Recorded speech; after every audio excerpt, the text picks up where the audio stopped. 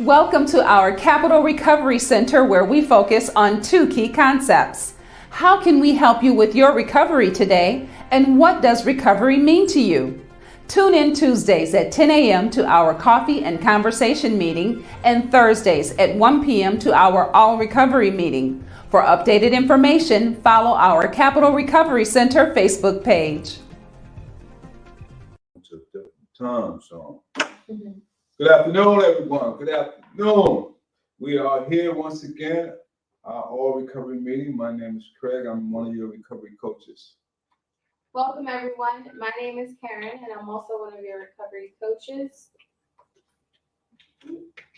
Our commercial is a little outdated. On Tuesdays, we continue to have our coffee and conversation meetings. However, they are being held at 2 p.m. Our All Recovery meeting stays the same, and I believe we have a couple more meetings, right? Yes.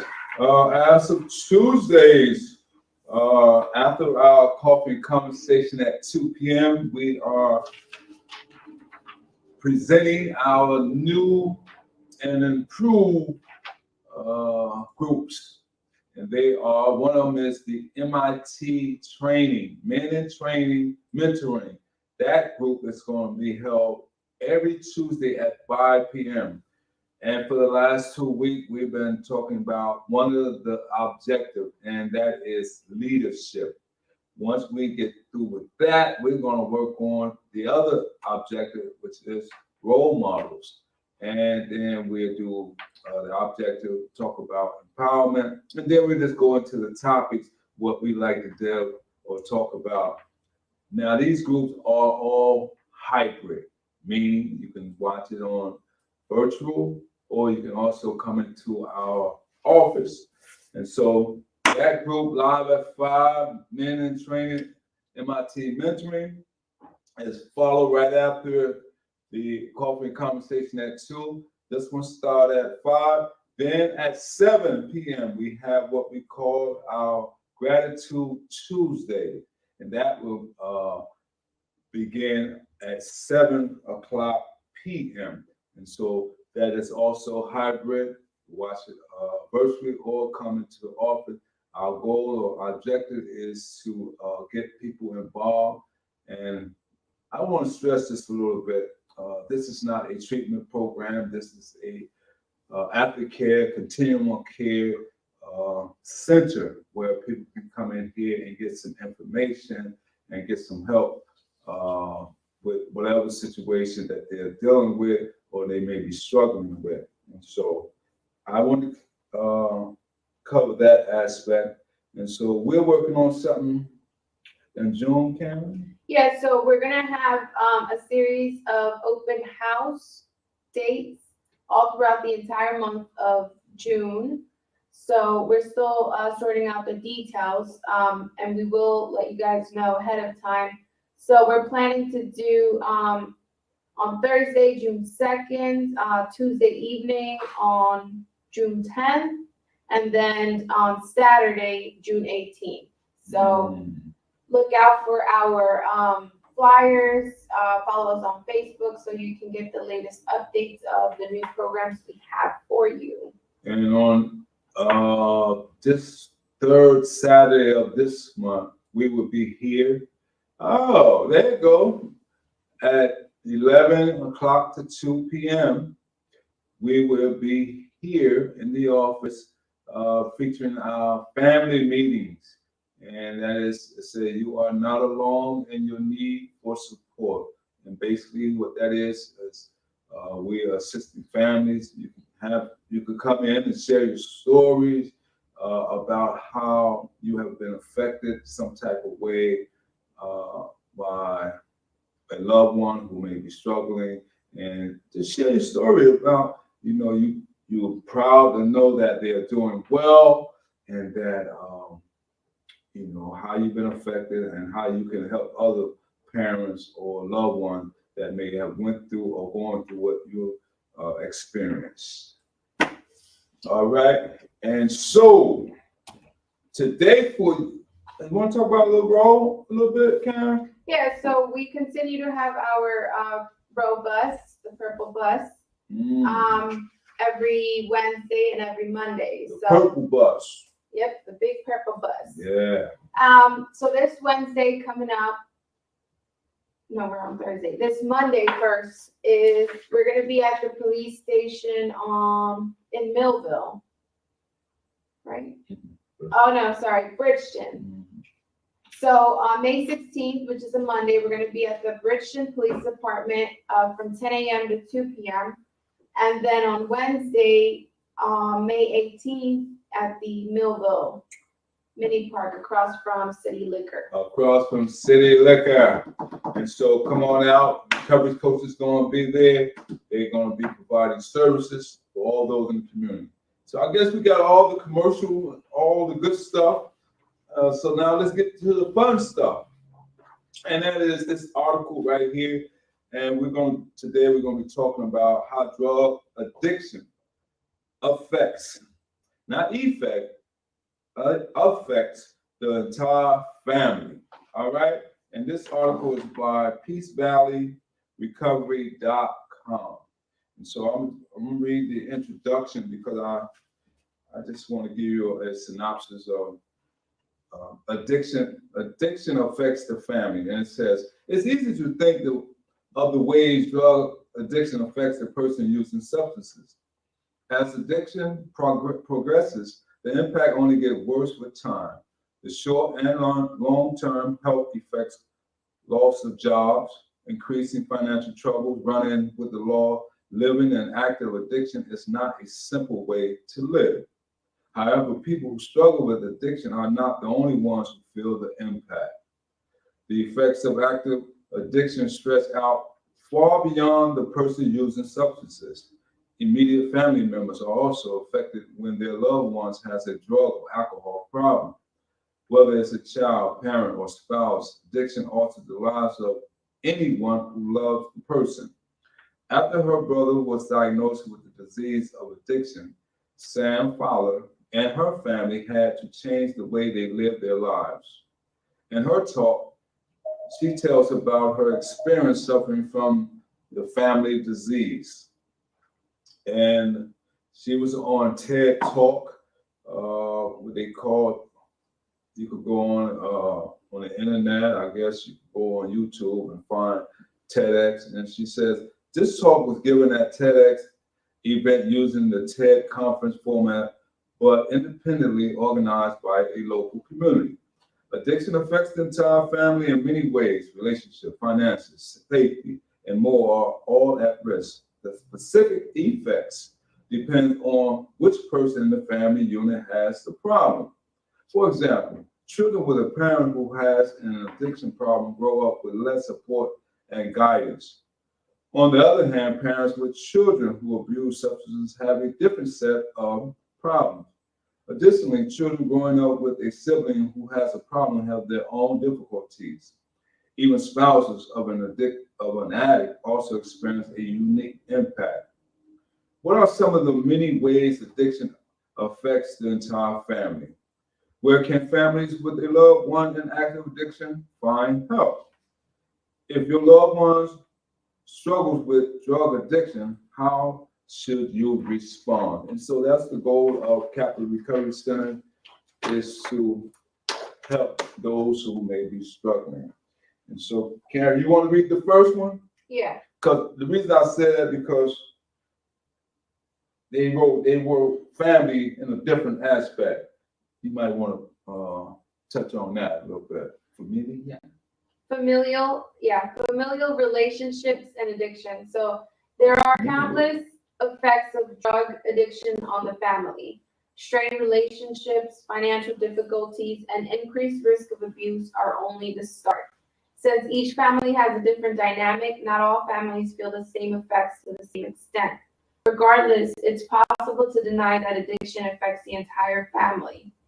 Addiction strains relationships, no matter which person. And so, the basis of this discussion is how family members, the whole unit, struggle with whoever may be affected with drug use. And so, We all play a different role, a different part. It's which part that you play in the family unit or structure when it comes to someone being affected by drug use. And so, how addiction affects children. Let's talk about it a little bit. The article says an estimated 1 in 8 children lives with a parent who had an active substance use disorder in the past year, right? And it says the effects of addiction on a child depends on a few things, whether they come from a single parent or a 2-parent household, whether one or both parents struggle with addiction. Children living with a single parent who abuses drugs don't have anyone else to turn to. It's similar for children living in a 2-parent household with both parents struggling. When only one parent has a problem, though, there's another parent to step in. They still feel the effects of drug addiction, but still have some support.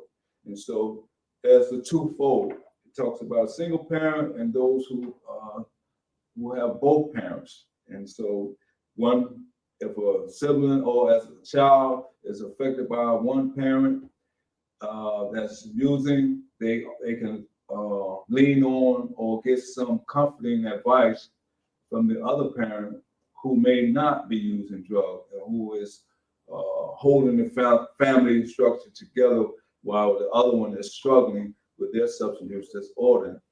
But for those who have a single parent household, the article said they don't have no one to talk to or no one to lean on for support. And so you may have to, not the immediate family, may have to lean on the extended family, or uncle, or aunt, or grandmother, grandparent, And so we here at Capital Recovery Center, we're here to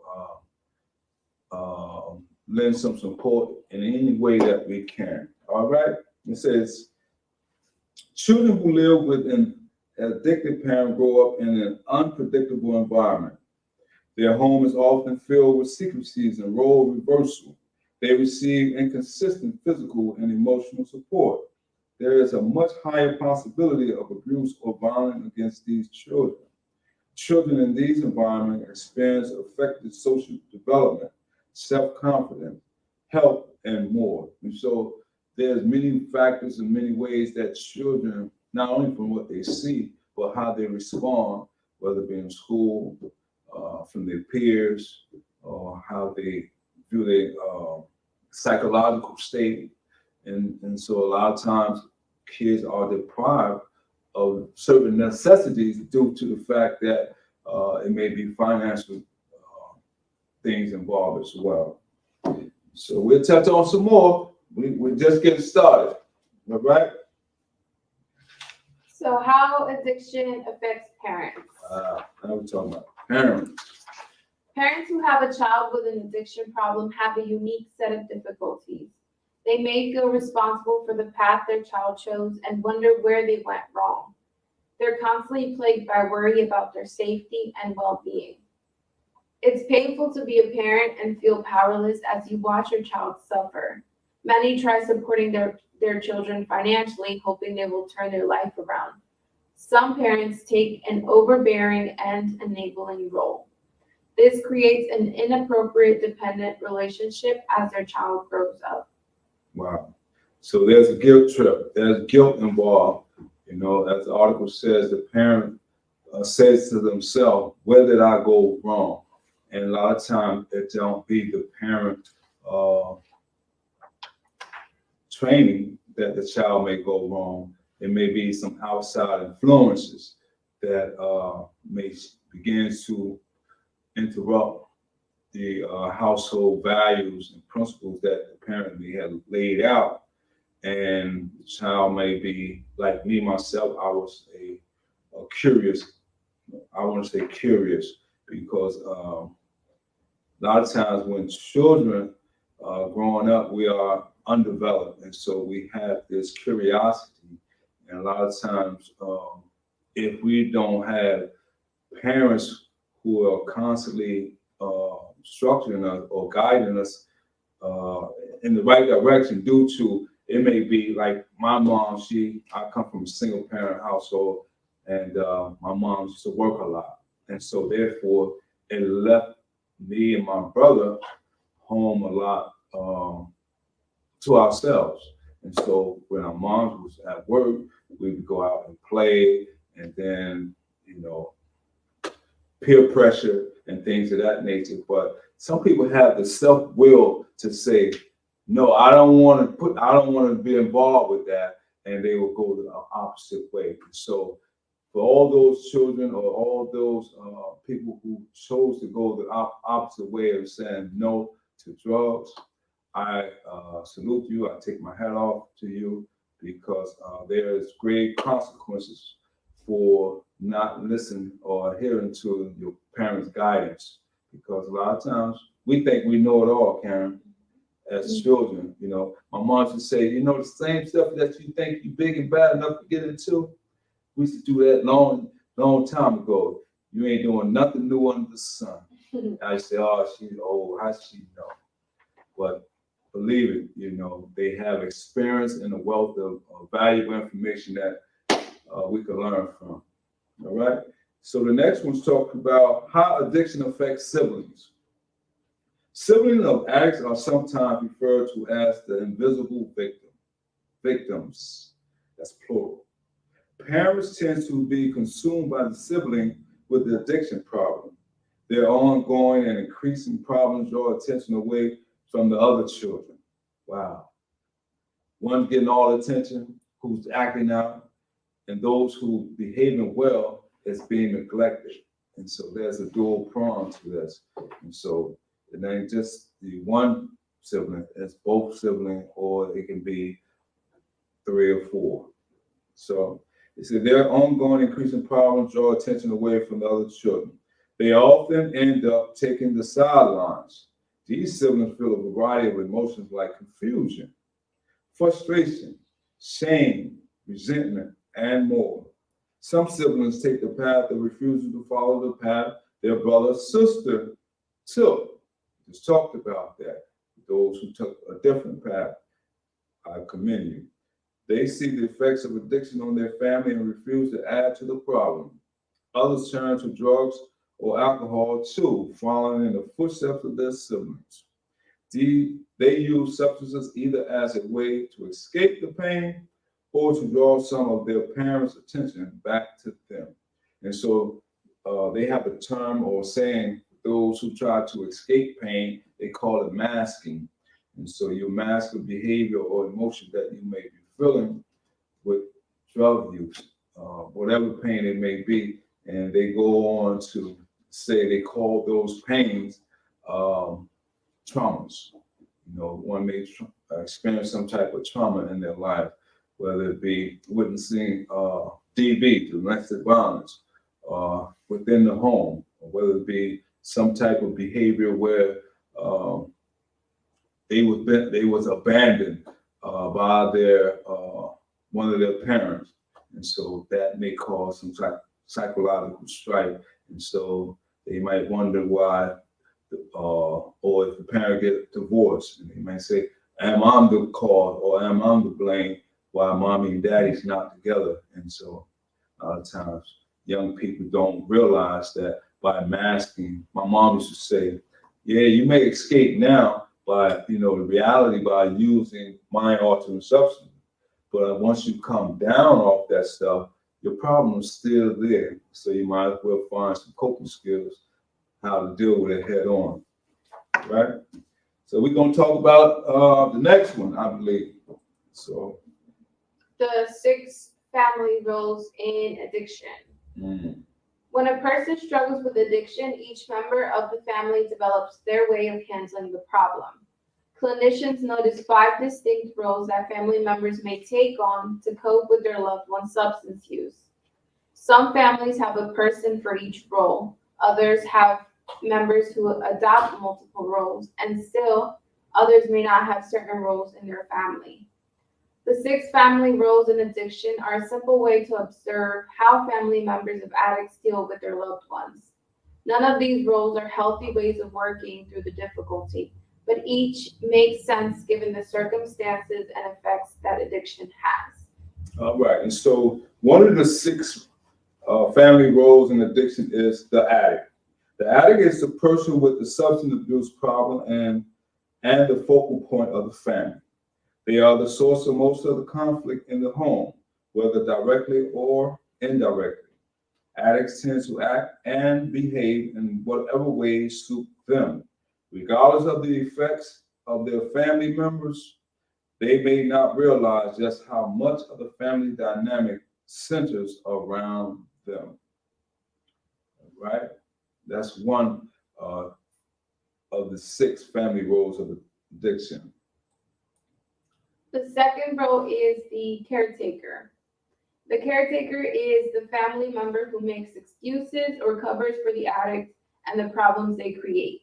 They take on many household responsibilities to keep the peace and do their best to make sure the family is as happy as possible. The caretaker finds their purpose in enabling the addict, which keeps the entire cycle in motion. Caretakers are also martyrs of the family because they sacrifice themselves for what seems like the good of the family. So we just talked about the addict, which is part of the 6 family roles of addiction. Karen spoke about the caretaker, and the next one is the hero. They describe the hero as similar to the caretaker, but doesn't participate in enabling the addict. Instead, they do everything in their power to make sure the family appears normal. They try to maintain stability behind closed doors and keep up appearances when outside the home. Heroes tends to be the golden child, highly responsible, self-sufficient, and perfectionist. However, their golden exterior merely covers up the increasing pain they feel inside. So the hero oftentimes is the one who covers things up, make sure or try to give the appearance of everything is fine, when in all actuality things are not fine. So if you find yourself affected by any of these 6 family roles in addiction, just think about them, and if you want to, you can reach out to us, and the numbers strolling across the screen, and we'll be glad to assist you along the way. What's the next one, Karen, we have? The next one is the scapegoat. Mm-hmm. The scapegoat is the opposite of the hero, the problem child. They tend to be defiant and are filled with hostility toward the rest of the family. Instead of compensating for the chaos in the home, they try to draw attention to themselves through harmful behaviors. This diverts attention away from the addict in another way, but still keeps the cycle in motion. Wow. Scapegoat. They are the outlet, to things that's going wrong. Then we got the mascot. All right. And so the mascot is the funny guy in the family. The one hee ha ha, one who likes to tell jokes, clown around. And so they try to alleviate the chaos and stress by diverting attention through humor or silly behavior. Mascots tend to be in motion at all times, constantly trying to make other members of the family feel better with their antics. This exhausting role keeps the mascot from having to look at the reality of their family dynamic, regardless of its impact. And so, as I was reading this, I was thinking about what we used to call, I don't know what they call it, I guess they still call it the class clown. A person who's always got the jokes going, always been disruptive in class when the teacher's trying to teach. And I'm not sure, because I never was the humorous person. I had a few jokes here and there, but there was others who was who played the role as a mascot, even in the classroom. But it makes me think, were they actually experiencing some of the things that we're talking about within their home? Could have been some discomfort. Maybe they took on that characteristic, displayed it not only in the home, but also outside the home as well. So these are some good things to look at. And so, like, once again, if you fit any of these 6 family roles of addiction, just think about it. Give it some thought. And the last one, I believe, Karen, is my turn to read? yeah. It's the lost child. The lost child is the quiet one in the family. They do their best to stay out of the way and keep from creating any additional difficulty. The lost child watches as the chaos plays out among their family members and does what they can to blend into the background. Lost children tend to be younger or middle children, already used to their older siblings taking the lead. They all but disappear and miss the tumultuous environment in their home. Yeah. And so while everything is going on around, there is always one. And the article talks about the younger person, when the younger person looking at the older person as the role models, or those who should be giving them their undivided attention, but they are the ones who are struggling. So they are being missed out or overlooked while other people are being given all the attention. So we want to be some of the best examples that we can be, not only to our family, but also those who within our communities as well, whether that's our neighborhoods, our schools, our churches, our rec centers. And so this is basically the gist of why we talk about addiction, recovery, things of that nature, because it's so important that we share, we get the word out, we let people know that there are help and that we are here to provide that help here at Capital Recovery Center. And so once again, my name is Craig. I'm a recovery coach, and it's been a blast sitting up here just sharing some information. When I used to do outreach, and I used to ask people, I pass some flyers, and they look at me because they don't know who I am. And I said, excuse me, can I give you this flyer? And they'll look at me. I said, it's harmless. It's just some information. I'm not here to harm you. And so just like we are speaking and sharing this information, it's harmless. We're here just to give out some information and spread the word. All right. And so from that note, see you later. See you guys. Come visit us at 72 North Pearl Street.